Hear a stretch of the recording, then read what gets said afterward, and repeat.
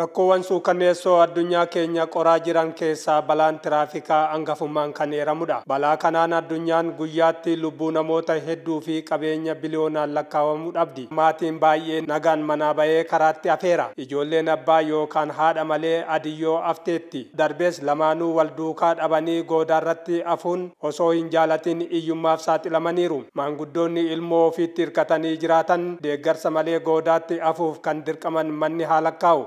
Qabeenya waggaa hedduuf itti dhamaamee horatame dogoggora sekondii muraasaan manca'uun namoonni hedduun harka duwwaa hafuuf dirqamaniiru. Ammuma waliin ga'iinsi daandii babal'achaa deemuu fi lakkoofsi konkolaataa dabalu balaan qaqqabu heddummachaa deemuusaan immoo addunyaa kanaaf dhukkubbii mataa ta'ee jira. Balaa tiraafikaa kanaan biyyi keenyas akka malee qoramaa jirti. Beektota beekumsaan biyya tajaajilaa jiranii fi dhaloota lafaa dhufaa abdii biyyaa ta'an biyyattiin heddumminaan dhabdeetti. Guddina dinagdee irrattis akkasuma miidhaa haga kana hin jedhamne fidaa jira. Sagantaan har'aa kun kaayyoonsaa balaa tiraafikaa yeroo ammaa lubbuu ilma namaa fi qabeenya mancaasaa jiru hir'isuu keessatti gahee guddaa qaba jedhamee waan itti amanameef akka eejensii geejjiba Oromiyaatti illee waggaa keessatti yoo xinnaate yeroo 4 sagantaan kun hin qophaa'a.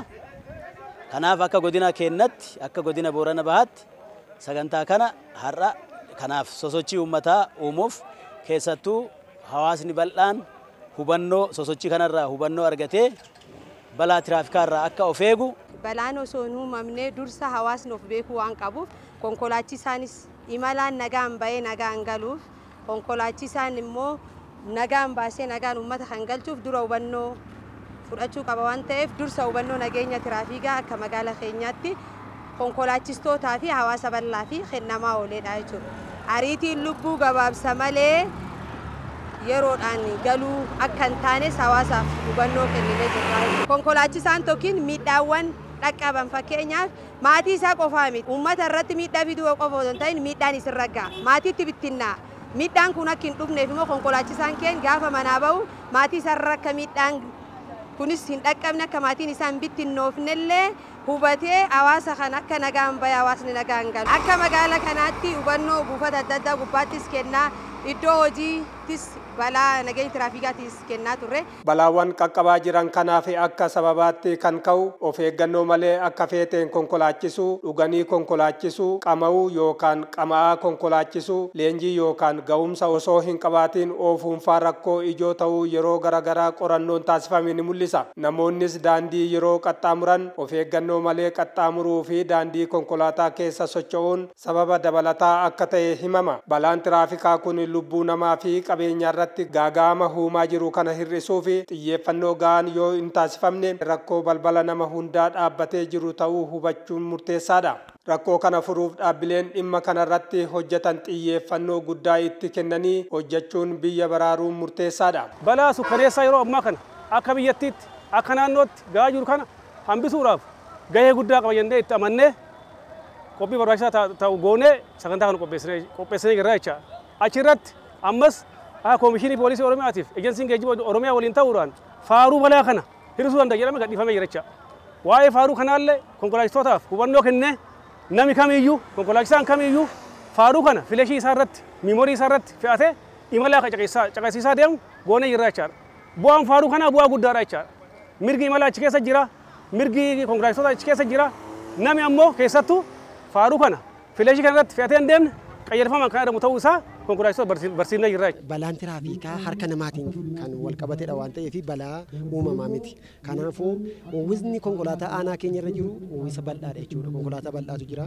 Daandiin keenya daandii qaxxaamura biyyaati jechuudha. Kanaatiif balaa tiraafikaa akka aanaa keenya irratti qaqqabaa jiru bal'aallee yoo ta'uu baate hubannoo garaagaraa shufeerotaaf abbootii qabeenyaatiif barattootaaf dhaabbilee garaagaraatiif hubannoo laatamaa jira jechuudha. Darbaa fe'uu taarifaa ol kaffalchiisuu fi hirmaannaa nama hundaa barbaada jechuudha. Marii nageenya tiraafikaa sadarkaa godinaa aanolee keenya hunda keessatti akkasumas manneen barnootaa keessatti illee gumiin adda addaa ijaarame balaa uumamu kana yeroo adda addaa uummata keenya irratti uumamaa jiru kana hambisuudhaa fi sochii bal'aa gochaa jirra jechuudha. Keessattiyyuu bara kana hin xiqqeessina jennee karoora bal'aa qabannee socho'aa kan jirru ta'uu isaati. Ammatti jijjiiramni gaariin hin jiraata. Garuu immoo xiyyeeffannoo addaa barbaada. Taateen yeroo adda addaa irra deddeebiidhaan waan raawwatuu fi lubbuu namaa irratti qabeenyaa irratti balaan gurguddaan uumamaa waan jiruufi dhimmi kun dhimma nama tokko nama lama qofaa otoo hin taane qindoomina hawaasa keenyaa, qindoomina qaamolee nageenyaa, qindoomina konkolaachistootallee dabalatee dhimmi kun mirkanaa'uutu irraa eegama. Kanaafiyyuu tokko tokkoon qaamni dhimma kanaaf ijaaramee jiru gahee isaa bahuutu irraa eegama jechuudha. Hojiin keessattuu amma balaan amma dhaqqabe kana hir'isuudhaaf hojii hojjetame keessa aanaa Liibarriitti mallattoowwan nageenya tiraafikaa keessattuu balaan sun yoo laallamu naannoo iddoo xuruuraa jedhan iddoo loon itti qaxxaamuru waan ta'eef naannoo san irratti gandoota irratti hawaasa san mana amantaa irratti argamaniin mariin akka gaggeeffamu taasifamee jira. Mallattoowwan adda addaa illee dhaabatee jira jechuudha. Mallattoon tiraafikaa balaa kana hin xiqqeessa jedhamee amaname bakka isaan irratti dhaabatee jira. Karaa biraatiin hubannoon bal'inaan manneen barnoota irratti, mana amantaa irratti, waltajjiiwwan adda addaa irratti hubannoon bal'inaan kennamaatii jira jechuudha.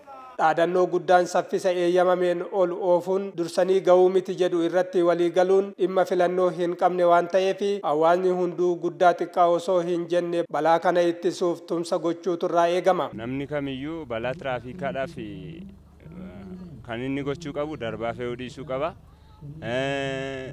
Darbee immoo uummatarraa taarifuma baheen hojjechuu qaba. Erga taarifaan nagahee dijitaalaa kutatee bahee karaa irra gahee naa dabali kan jedhuuf sababni isaa maali jedhee gaafachuu danda'u ture jira. Afaan tokko hin dubbatu namnis. Inni tokko yoo morme inni tokko immoo maaltu si gashee waliin jedhu. Karaa kanaa immoo inni sirrachuu turre jiraata. Akka waliigalaatti garuu al seerummaan geejjiba keessa jiru al tokkotti nama tokkoon kan sirratu miti. Hawaasnis gahee qaba, caasaan mootummaas gahee qaba. Warra harki isaanii nagaan ta'an illee saaxilu keessatti uummanni nu gargaaruu qaba. Inni karaa kanaatti araaraman qabnu waan ta'eef kana yoo ta'e gaariidha. Balaa gahaa jiru kana uummata wajjin ta'uudhaan barumsa hubannoo nageenya tiraafikii cimsuudhaan fakkeenyaaf mana barnootaa irratti iddoo iddirii mana amantaa irratti barsiifnee balaa gahaa jiru kana wal wajjin taane haa irrifnu kan jedhudha. Dhuma irratti ergaan qabnu namni kamiyyuu jecha tokkoffaa konkolaachisaan kamiyyuu yoo deemu ariitii malee suutaan akka deemu jecha ariitiin nafsee nama balleessa malee iddoo gansa nama hin geessu. Lammaffaa lafa deemaan kamiyyuu bitaa ofii qabatee akka deemu jecha lafa deemaan kamiyyuu bitaa ofii qabatee yoo deemu konkolaachisaan illee waan of eeggannoo gochuu qaba jechuu barbaada. Dhuma irratti sagantaa kan milkeessuudhaaf qaamota hirmaatan mara galata galchuu barbaada. Galatooma. Dhaamsi ani qabu tokkoffaa hawaasni bal'aan miidhaa balaa tiraafikaa yeroo ammaa akka naannoo Oromiyaatti haa ta'u akka godina keenyatti dhaqqabaa jiru kana hambisuudhaaf gahee irraa eegamu bahuu qaba jechuudha. Daangessuu dadhabu waan ta'eef ariitii isaanii daangessanii suuta akka isaan konkolaachisan. Qaamni seeraalleen to'attoota tiraafikaa fi to'attoota geejjibaa nutis taanaan karaa haqaatiin to'annoo keenya cimsinee keessattuu warra rakkoo adda addaa qaban konkolaachistoota rakkoo naamusaa qaban adda baasnee tarkaanfii walirraa hin cinne fudhachuudhaan akka hojjetamu dhaamsa kana isaaniin dabarsa. Hawaasni bal'aan illeen barattoonnis hawaasni keenya bal'aan barsiistonni bakka jiranitti hojii hubannoo nageenya tiraafikaa kana kennuun mana barumsaa irratti keessattuu barattoonni waan qabatan gadi hin dhiisan waan ta'eef mana barumsaa sadarkaa gadaana irraa kaasee haga olaanaatitti hubannoo miidhaa balaa tiraafikaa suukaneessummaa balaa tiraafikaa kana hubachiisuun balaarraa akka isaan hawaasa baraaranii. Dhumarrattis konkolaachisuu keessaniin ofiif mataa keessaniif nagaa yaadaan dhaamsa qophii keenyaati.